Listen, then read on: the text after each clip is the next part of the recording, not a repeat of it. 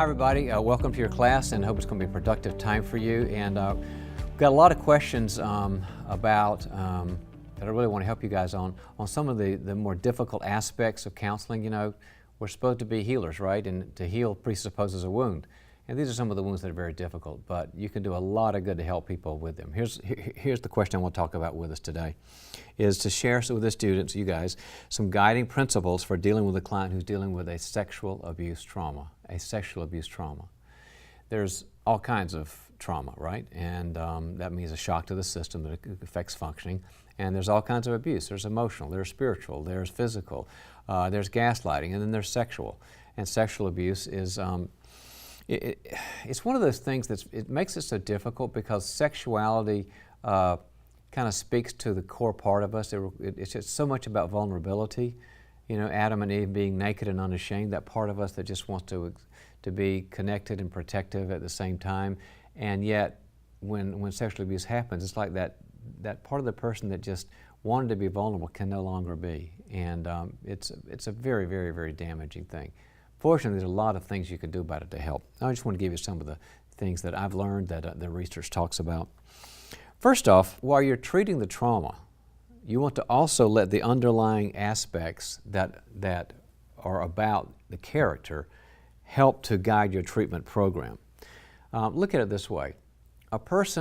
Sexual abuse trauma is sexual abuse, but a person who has an attachment issue will have different ways of experiencing that and different structural damage than a person who has problems with differentiation and separateness, or a person who has integration problems, or a person who has adulthood problems.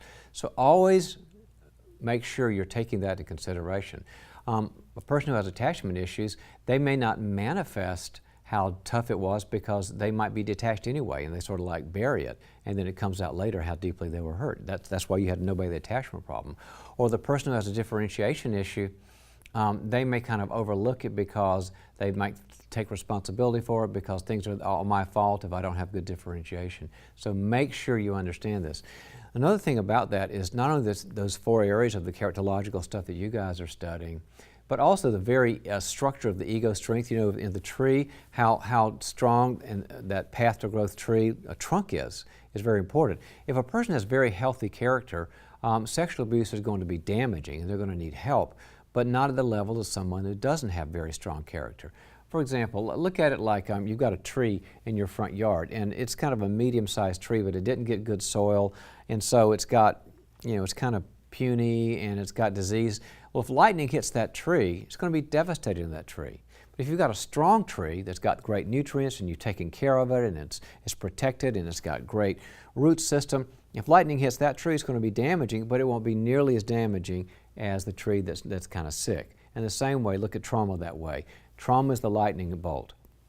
And the stronger the character is prior to the lightning bolt happening, the better they can deal with this and get the help they need and be on their way. If the person's already weak in these characterological areas, you've got to spend more time with them on this. So never forget the characterological aspects of the four, as well as making sure or assessing their character strength. Some other things: establish trust. You must always establish trust, because that's probably one of the first things to go is, who can I trust? Maybe I trusted everybody, or I trusted people who were in authority over me. And sexuality is generally not something aggressive like rape. It can be. This can be more of a seduction and manipulation, so it's sort of like they get the person's trust because they're older, in their power position, they're a parent, or they're a relative or an older person, and maybe a coach or something like that, or a teacher. And so you've got to reestablish trust. And as you know from your work here with us in the Institute, to establish trust means two things. You've got to let them not trust, because they got to be free to not trust. And secondly, you've got to be trustworthy. That's why I wrote Beyond Boundaries, to talk about trustworthiness, because love is free and trust is earned. You've got to earn it, and they've got to be able to move back and forth as they're testing you out. Another thing is to develop empowerment. A sexual abuse victim often feels like they are helpless. I was working with a client today who was talking about a situation where a child was with the perpetrator and had no choices. The perpetrator took them somewhere, and so they've gone through their entire life, and now they're in their 30s wondering if people can tell me what to do and I don't have any choices.